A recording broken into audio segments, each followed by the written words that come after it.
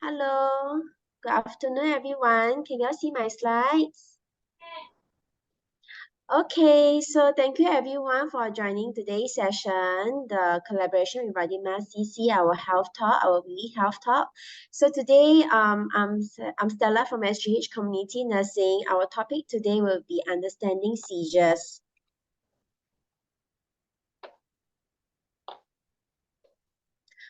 Okay, so today's content will be explaining what is seizures, what are the causes, the different types of seizures, the signs and symptoms of seizures, and how can we prevent it, and also some simple management and first aid of seizures, and also to share with you some support groups we have in Singapore. So firstly, seizures is actually an abnormal electrical discharge of a group of brain cells. So this can actually cause different types of symptoms depending on the location of the seizure and the spread of the electrical activity through the brain. So if someone has epilepsy or seizure, their symptoms will display differently. And if one person has more episodes, more than one episode of seizures, they are considered to have epilepsy, which means they have a higher risk of having recurrent seizures. So what are the causes of seizures? Some of them may have experienced stroke before, or they had a brain injury before, or they have some serious infection or a tumor in their brain, and can have seizures. And around half of the cases, actually there is unknown cases, as in unknown cause to what causes seizures to happen. And some of them, they have some certain triggers that cause them to have seizures, which we will share later. So the common triggers that we see will be stress, lack of sleep, concurrent infection, means many infections that happens together, or they have certain medications that they skip and can cause seizures. So the type of seizures are generally separate into two types. The first one is the focal seizures, which affects only one part of the body, and it results in sensory, motor, or autonomic disturbances. And it can result in consciousness or unconsciousness. As for the second type, the generalized seizures, usually it starts as a focal seizure and then spread throughout the whole brain. More likely it will have a loss of consciousness that lasts between 30 seconds to 5 minutes. And they can have muscle jerking that lasts 1 to 2 minutes. Some of the cases can cause tongue biting, incontinence, incontinence meaning that they cannot control their urine or their motion. They may have urine coming out or have difficulty breathing. You will see them gasping for air. So if people who have seizures that last 3 to 5 minutes and like always unconscious, then it's an emergency. You have to call 995.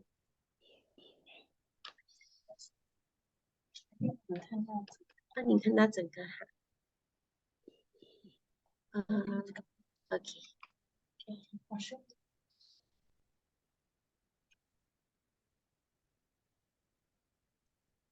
Can you see my slides? It's not there anymore, is it? 看不到你的 slides. Okay, sorry. I exited it. Okay. No worries. Give me a while.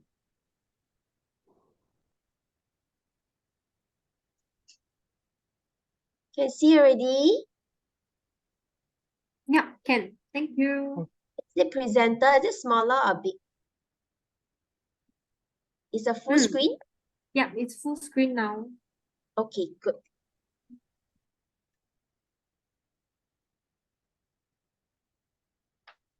Okay, so next we're going to share some signs and symptoms. So how do you know when someone has seizures? So some of them can look very calm, like they are staring at you.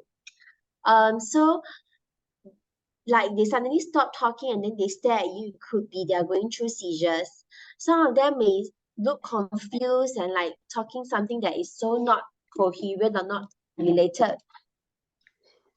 And then you can have the stiffening of the body when they describe that, hey, something is not right, why my body posture or my action, I cannot do certain things. Or they can have loss of consciousness or awareness, this is straight away just fainted. Or they can have uncontrollable jerking movement of the arms and legs, just like in the picture. Some of them may just suddenly fall down for no reason, or they can just suddenly leak urine or pass motion.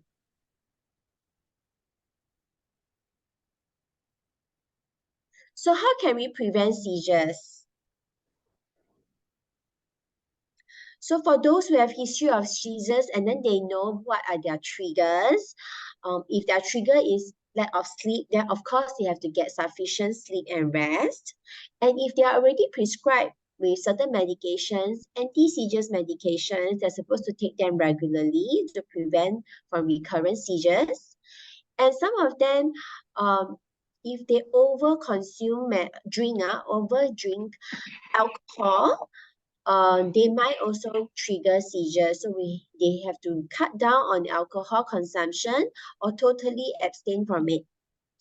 And then fourthly, if you have certain infection, fever, you know that you're not well, then it's better to seek early treatment, because with early treatment to control the sickness, it may reduce the risk of having seizures. And of course, stress level. So some of them who are still studying, working, lack of sleep, when you have stress, it could be a trigger for them. So by trying to do certain things to reduce their stress can help to prevent seizures.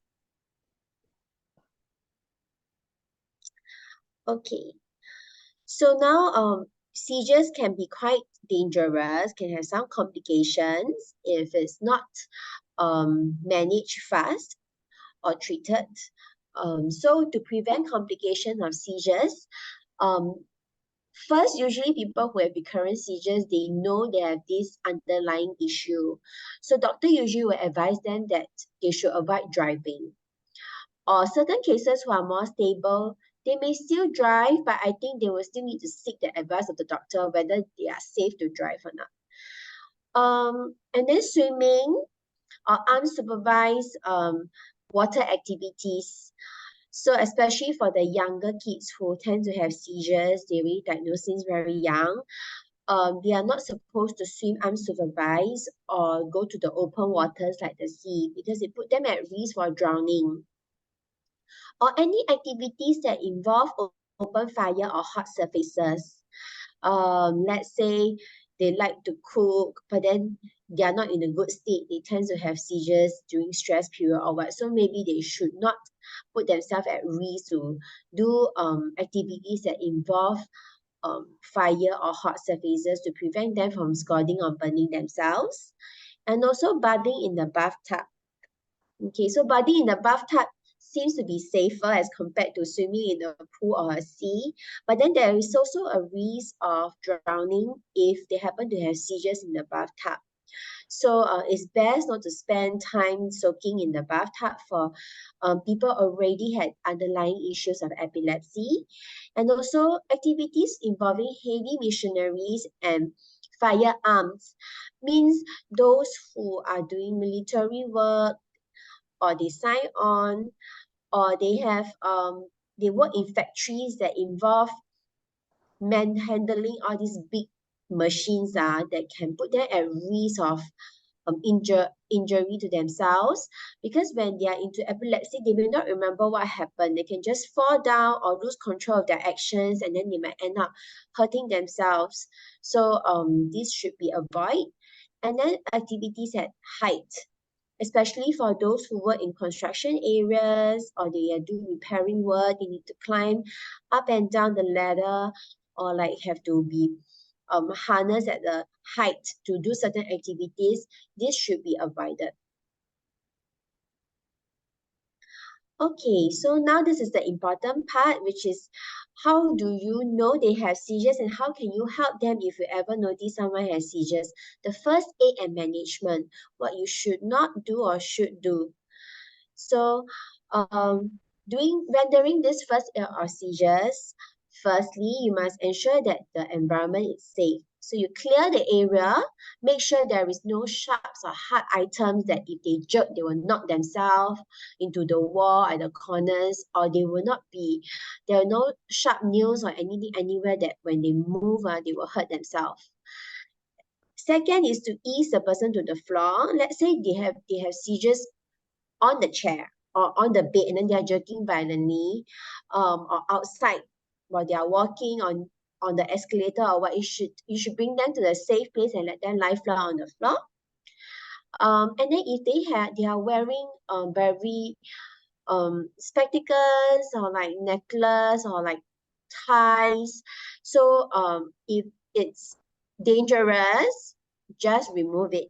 All these foreign objects that's on their body, the accessories, because all these things might, if the glass were to break, it will injure them. If the tie was to tighten, it will also restrict their breathing. So you can remove all these accessories if possible. And if the patient is not jerking very violently, but is still unconscious, please turn the person gently to one side, which is what we call the recovery position, so that their tongue will not fall back, they can breathe. And then, of course, before that, should have already signal for someone to help to call 995. But usually, certain cases when the patient know themselves and they is very transient, it's not so violently jerking, it's just they will wake up less than 5 minutes. They may not want to seek medical advice because they already preempted, no, this is a recurrent seizures. But if these seizures lasted more than 5 minutes and patient is unconscious, have to call the ambulance. They have to go through certain investigations, okay? And then if they reach a state while waiting for the ambulance, it will be good that if you can find something soft and flat, like a folded jacket, folded blanket to put under the head to protect them, so that if the seizures recur again, they don't bang themselves against the hard floor while waiting for the ambulance to come.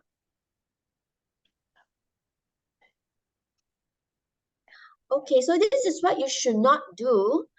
Some people, when they see people start jerking, they get very anxious and they don't want them to hurt themselves, right? So they will start pinning them down, holding them, restricting their motion. So you should not hold the person down. Just ensure that the area there's no sharps or hard or like dangerous objects around them, but stay with them and then wait till the jerking movement is over. Then you turn them to one side, but don't try to pin them or restrict them and cause more injury to them. And then you should not give mouth-to-mouth breathing. Even if the patient eventually go into a heart attack or something happened that the heart stopped beating, you can commence CPR, but you do not need to do mouth-to-mouth breathing or too urgent to try to do something lah. You can observe and stay with the patient. And then do not offer food or water, because at this point of time, you think that the water can keep them awake or something, but then if they lose consciousness or they're not fully awake, they might choke on the water or the food, and then it will cause them more complications like pneumonia. Okay, and don't put anything in person's mouth. So you watch a lot of shows, right? In the olden days, if you see seizures, they don't want them to bite the tongue, they will put towel, put spoon or whatever. So it has shown that for first aid, when you do first aid to people with seizures, you do not put anything into the mouth, just in case that if anything dislodge and then fall into their airway, they will end up choking and cause suffocation. So do not try to attempt to put anything in a person's mouth, okay? So for people who have seizures, they are usually taught to measures to manage lah. Firstly is to comply to the medications. So if you know someone who has seizures in your workplace or your relative, sometimes they need to comply to medications. Otherwise, their risk of having seizures will be high. And then usually they will be asked to keep a seizure diary, it's just like how we write our daily journals and diary. This is for them to keep track how often it happened, when it happened, how long it lasts, and what kind of symptoms they present when they have seizures. Is it just a blank stare? Did they lose consciousness or not? Did they have any injuries? Did they fall down? Was there any jerking? Yeah, so this seizure diary, they are usually expected to bring back to the doctor during their review to let the doctor to keep track whether this seizures is under control or not, how frequent it happened, and whether how serious it is. Okay, so some of the drugs that they are on, the medications they are on, can also cause some side effects like sleepiness or dizziness. So this is also something that they need to observe because it may affect their concentration or their day-to-day routine. So all these also can be keep track in their seizure diary. So these are actually some of the support groups in Singapore. We have the epilepsy care group that provides actually education and counseling for these patients and their caregiver, and also to promote public awareness. So they have a website that you can explore and can take down the contact number if you are interested to find out more how you can help, or you have patients or family members who need this kind of support. We also have the Singapore Epilepsy Foundation that provides support for the patient and caregiver as well. Okay, so now this Q&A is for you. So now you can turn on your mic. Okay, so we have some questions.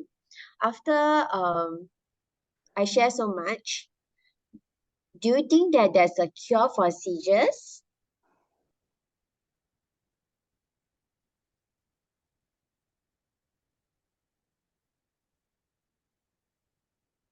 Anybody want to try to answer? From what I shared earlier, the different type of seizures and their cause and their symptoms, do you think there is a cure for seizures?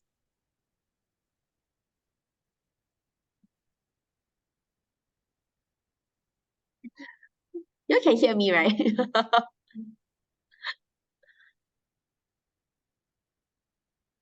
Okay, so unfortunately, patients who have seizures or have epilepsy, there isn't a cure. But they have to be on lifetime management with medication, and also need to find some ways to reduce the triggers. If they tend to have stress and lack of sleep, and then they know that the next day they have a high chance of having triggers, they have to manage their time well, their day-to-day tasks well, so that they don't overwork themselves. So a lot of this thing, it can be quite devastating to be diagnosed with seizures, not knowing what will happen or when it will happen. But I think as they slowly understand themselves more, they can actually manage it with medication and reducing the triggers. Okay, next. So what should you do if you see someone having seizure? Can just on your mic and shout out the answer.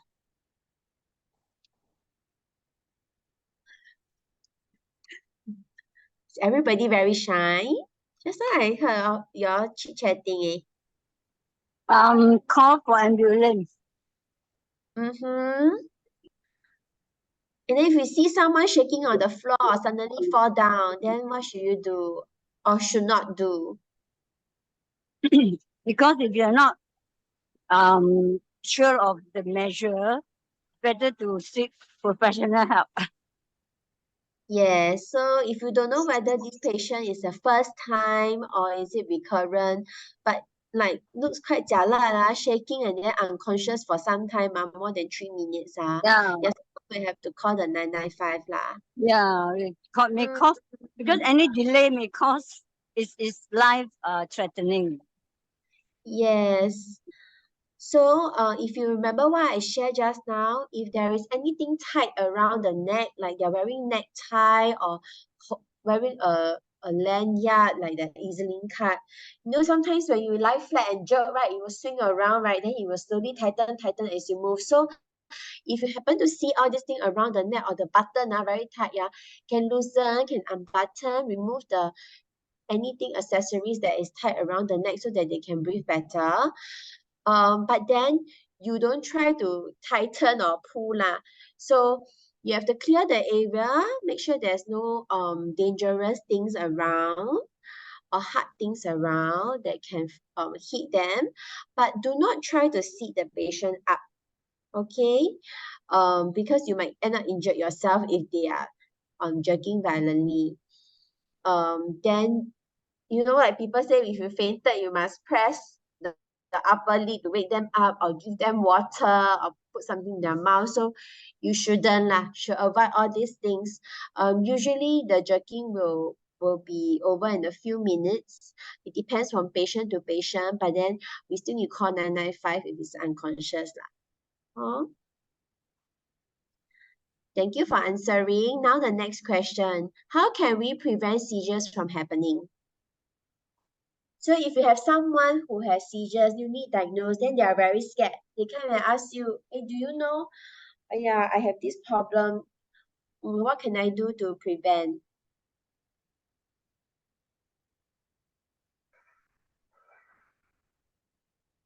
Anyone want to try? Or how to prevent complications? Just now I share, right?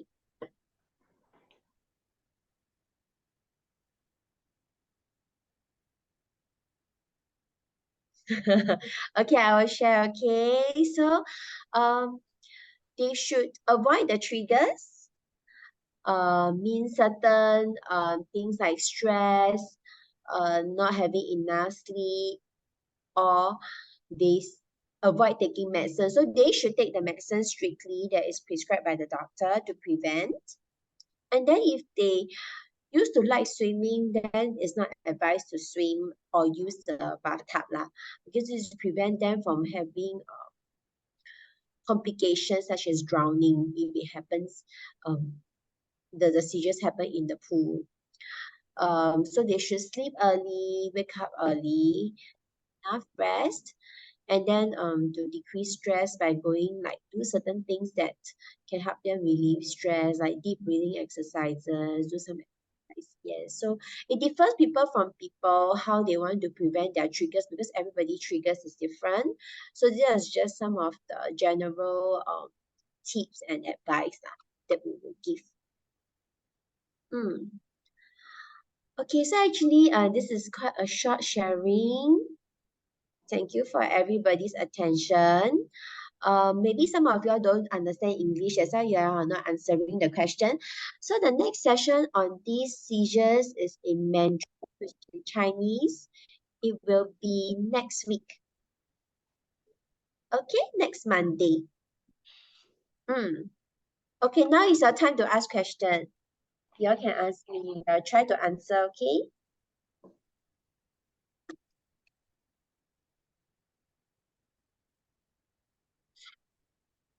It's quite a short sharing, but I think the main thing is to let you all understand roughly what is seizures and how to look out for if anyone has, and if you happen to one, you know how to manage and what you should do next. It's more Is of the this same. sorry, is this is Mandarin called what? Yang Jian, is it? Yes, 癫痫发作. Okay. 癫痫发作 a few more times, then it become 癫痫症 epilepsy. Yeah. Then they will have to be on medication to manage. So if today is English language and you all don't quite understand, don't know what to ask, then the next session, then you all can come and understand further in Mandarin for some of our Mandarin speaking elderlies.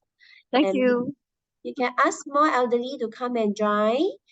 so that Yeah. we want to benefit everyone lah. Okay. Thank you. Welcome. You have any question? Just quite straightforward lah. The slides are. Yeah, it's quite straightforward because seizures, they don't have the exact cause of it. A lot of things is due to the electrical discharges, which sometimes is very hard to predict.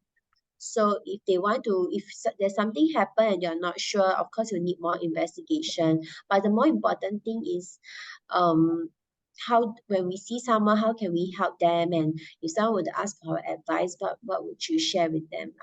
So this is our QR code for our feedback. Please give us your feedback so that we know what we can improve on. So if you haven't done so the last few weeks, you can do so.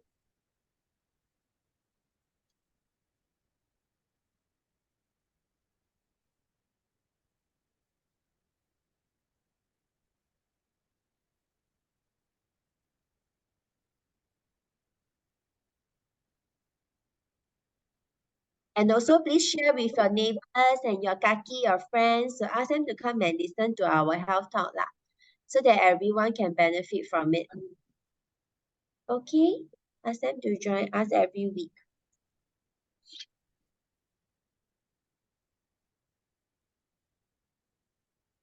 Anyone has any questions?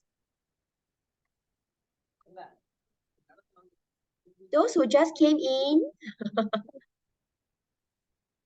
is there some of them who just joined us? There are some of them who just joined us.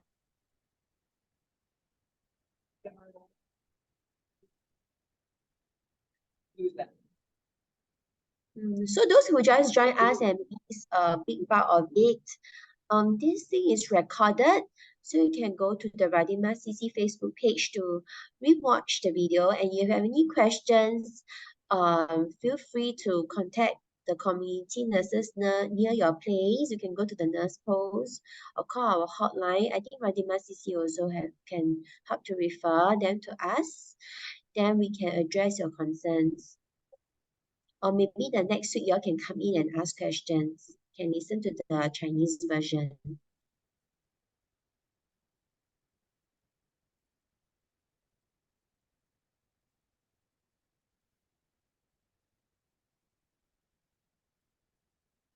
So Charmaine, I think they have no questions. Shall we end the session? Okay, sure, no problem. So everybody, you can scan this QR code, give us your feedback, whether you like our health talk today, and if there is any other topics that you are interested, you can also tell us through this QR code feedback lah. So we also have another health talk, same topic, but for in Mandarin next week, next Monday, also at 2 p.m. If no more other questions, then we will end the health talk here today. Thank you. Thank you everyone for joining us. See you next week. Thank you. Bye-bye.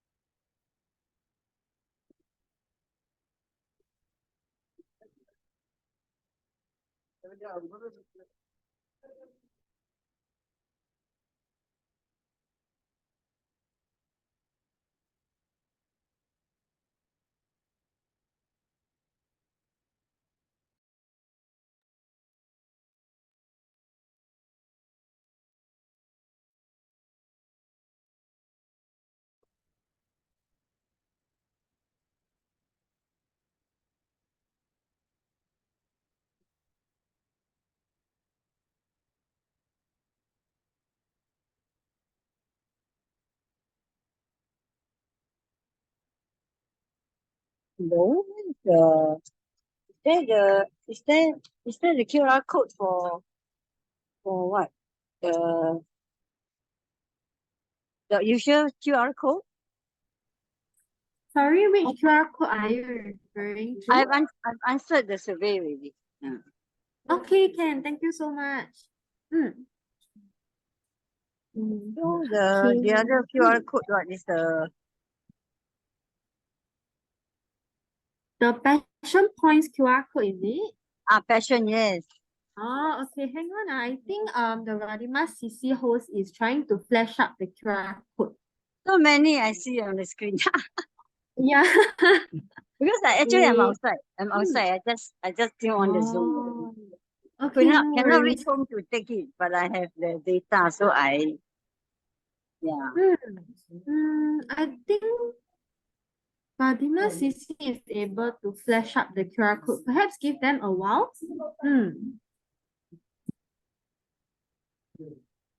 Yeah. Thank you. I can scan this QR code. Can see? Apply.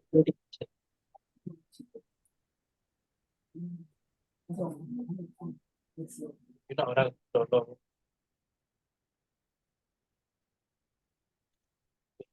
I refer you to contact. So many? No, only the one in the middle. Appointment dengan orang. Okay, but it's at Radin Mas. Radin Mas. Tidak.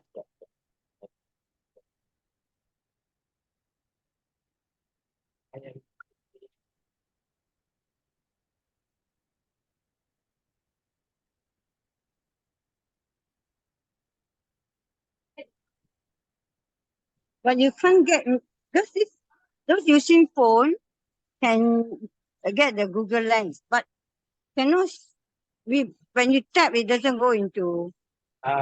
Ni you kena telefon orang. Then you kena.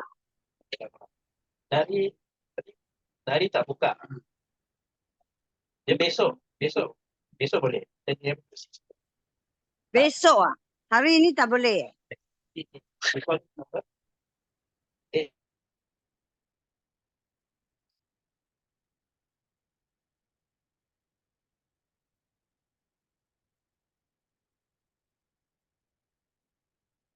Tak jadi.